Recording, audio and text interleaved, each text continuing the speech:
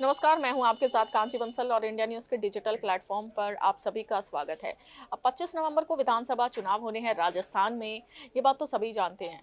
हालांकि कुछ ऐसे भी राजनीतिक नेता हैं, नेत्रियां हैं जिनको लगता है कि 25 नवंबर को नहीं बल्कि 15 नवंबर को मतदान होने हैं राजस्थान में। खैर वो तो एक अलग बात है, गलती किसी से भी हो जाती है। लेकिन अब इस बीच बात करूं अगर राजस्थान की, तो राजस्थान विधानसभा चुनाव में सचिन पायलट का कद किस तरह से बढ़ा है और किस तरह से अब लगातार कांग्रेस में गुटबाजी देखने को मिल रही थी। राजस्थान में अशोक गहलोत और सचिन पायलट आमने सामने थे और इस बीच किस तरह से सचिन पायलट का कद कांग्रेस में इतना बढ़ गया कि वो अब एक डिमांडिंग लीडर हो गए हैं। तो पूरी जानकारी आपको बता देती हूँ कि किस तरह से अब वे डिमांडिंग लीडर हो गए हैं और कांग्रेस का एक बड़ा चेहरा बनकर उभर कर सामने आए हैं। तो सचिन पायलट राजस्थान के दिग्गज कांग्रेस नेताओं में से रहे हैं और राजेश पायलट के बेटे भी हैं। तो राज्य और केंद्र में भी उन्होंने अपने पिता की विरासत को आगे बढ़ाया है। 26 साल की उम्र में 2004 में सांसद बने थे और खानदानी सीट दौसा से वे चुने गए थे। फिर सन 2009 में सांसद बनकर केंद्र सरकार में मंत्री पद उनकी ओर से संभाला गया।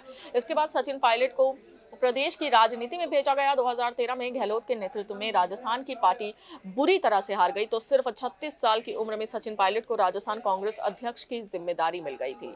तो साल 2014 की बात करें तो लोकसभा चुनाव में प्रधानमंत्री नरेंद्र मोदी के नेतृत्व में लड़े गए चुनाव में देशव्यापी कांग्रेस विरोध लहर देखने को मिली थी और ऐसे में 2014 में सचिन पायलट को हार का सामना करना पड़ा। लेकिन सचिन पायलट को हार का सामना बेशक करना पड़ा हो और इस बीच सचिन पायलट करीब 7 साल तक राजस्थान में कांग्रेस पार्टी के प्रदेश अध्यक्ष बनकर रहे और प्रदेश में कड़ी मेहनत उनकी ओर से की गई।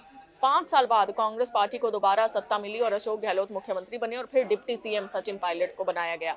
तो करीब 2 साल के बाद सचिन पायलट ने अशोक गहलोत पर कई तरह के आरोप भी लगाए और जिस बीच कांग्रेस में गुटबाजी देखने को मिली तो दोनों के बीच में खींचातान लंबे समय तक चली। लेकिन दिल्ली आलाकमान के आगे आने के बाद दोनों में सुलह हुई। हालांकि बगावत की कीमत उन्हें चुकानी पड़ी और उन्होंने अध्यक्ष और उप मुख्यमंत्री पर ये छोड़ दिया। लेकिन सचिन पायलट एक महज विधायक रहकर भी प्रदेश की सियासत में एक ऐसी कद्दावर शख्सियत बने रहे जिन्होंने बीजेपी के कई दिग्गजों को बड़ी चुनौती दी। तो ये सचिन पायलट की पूरा राजनीतिक सफर कहें या फिर कहें कि सचिन पायलट की मेहनत थी कि कहां से उठकर उन्होंने किस तरह से अपना एक लेवल मेंटेन किया है, किस तरह से अपना नाम शुमार किया है।